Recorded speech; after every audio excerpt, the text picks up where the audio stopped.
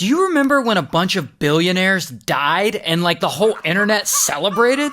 Well, it all starts with this guy. His name's Stockton, and Stockton is a pilot and an engineer, but what he really wants to do is explore the universe, like Captain Kirk on Star Trek. But one day in 2004, when he's 42 years old, he decides to do just that. Except he's gonna start specifically underwater. And so he starts renting private submarines to travel down into the deep. And he is shocked at how few submarine rentals there are out there. And so after a little research, he starts thinking, hey, I'll build a private submarine myself and I'll let people rent it from me. So in 2009, that's what he does. Stockton starts his own company, OceanGate. Hi, my name is Stockton Rush. I'm the CEO and founder of OceanGate. Then in 2016, he and OceanGate start taking tourists in a small submarine to tour underwater ruins from this Italian shipwreck. That's pretty cool. But that's apparently not enough for Stockton. He's thinking bigger. He wants to take tourists down to a destination that's really hard to get to. A destination that's gonna get his company a lot of buzz and attention.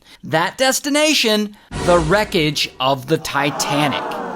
Okay, real quick, you know I write a lot. In fact, one of the biggest problems I face in my job is writing scripts, and that is why I need tools like Grammarly to help me out with this. Grammarly is an AI writing partner that works seamlessly with your everyday apps and that helps professionals get their work done by helping you write better and faster. Their AI features help you cut down on the endless back and forth by giving you great features like clarity, which is one of my favorites. Clarity offers you wording suggestions to make your writing much more clear. Another thing that Grammarly is great at helping me out with? Captions. As a professional content creator, it's part of my job to post on social media all the time, and after a while, the captions I write can become a bit repetitive. Well, that's where Grammarly comes in. So I just go to their AI Instagram captions generator, I describe what I plan on posting, a picture of me happy at a birthday party. Then I click continue. And then I tell them the tone I want.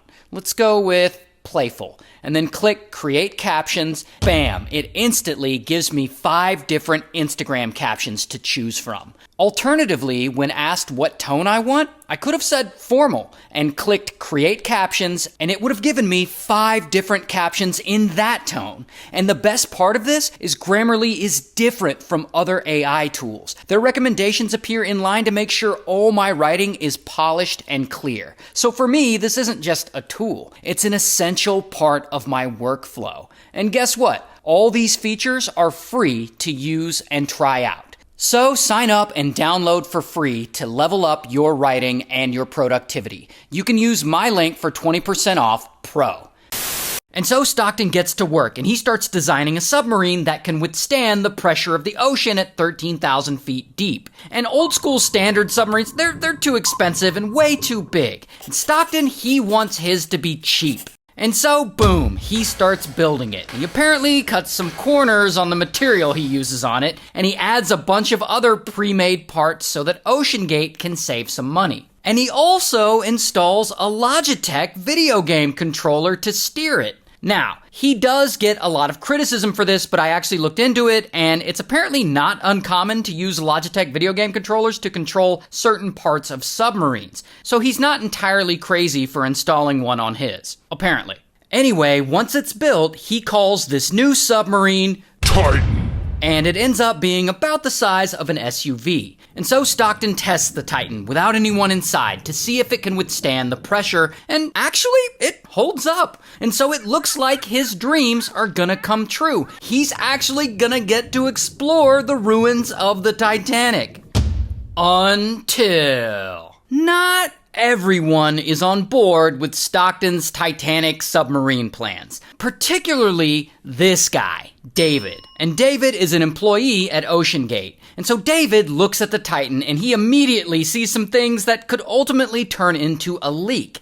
And so David lets it be known, and he brings all these serious safety concerns up in a meeting with all the bosses at OceanGate. He's like, this sub, it isn't strong enough. And he insists that they get it inspected and certified by the American Bureau of Shipping to verify that it's safe and up to standard. But I guess Stockton is like, nah, that won't be necessary, because he feels that most accidents are caused by mistakes made by the operator, not by the equipment. And so getting extra inspections won't really matter. And then, boom, they immediately fire David and they give him 10 minutes to clear out his desk, and then they escort him out of the building. I guess they really did not like being questioned. Regardless, now that no one is poking holes in this business plan, Stockton can move forward with testing the Titan with an actual human inside, and of course, he insists on taking it down first, by himself. And so he takes the Titan down, and everything seems to be going fine.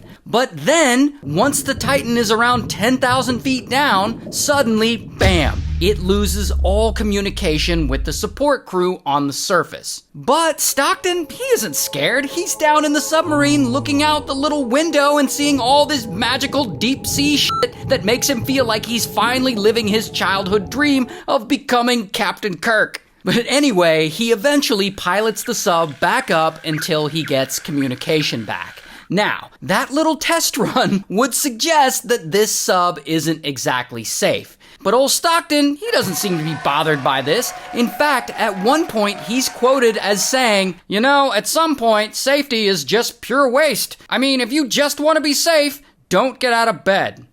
Oh boy. So anyway, in 2021, Stockton and OceanGate start taking tourists down to see the wreckage of the Titanic, all for the low price of $250,000 a person. So basically, you gotta be super wealthy to engage in this. And they take, I believe, 13 expeditions down to see the wreckage, and most of these trips are in fact successful. However, they do lose communication with the surface a bunch of times during some of them, and apparently the Titan has over 118 different major and minor technical issues, including one time the battery died and passengers got trapped inside the sub for 27 whole hours, which is definitely enough to make me say, fuck all that, but I don't know, I guess these billionaires are just built different because they keep paying the money and they keep going. And by 2023, Stockton and his company OceanGate, they're getting a lot of attention from the news media. So this is great for him. I mean, more media means more attention and therefore more customers. And so that summer, Titan heads out for its next expedition. Another trip to see the Titanic. And 5 people are supposed to go on this trip. Stockton and 4 others. And they aren't all billionaires. Only 2 of them are actually billionaires. One of them is actually one of the billionaire's 19-year-old son, and one of the guys is a Titanic expert. And so all 5 of these people get in the sub, and it takes off, and it starts to submerge. And everything's going fine. And over an hour goes by, and so far, so good, everything's going as planned. In fact, the sub sends a message to the support crew on the surface saying, all good here.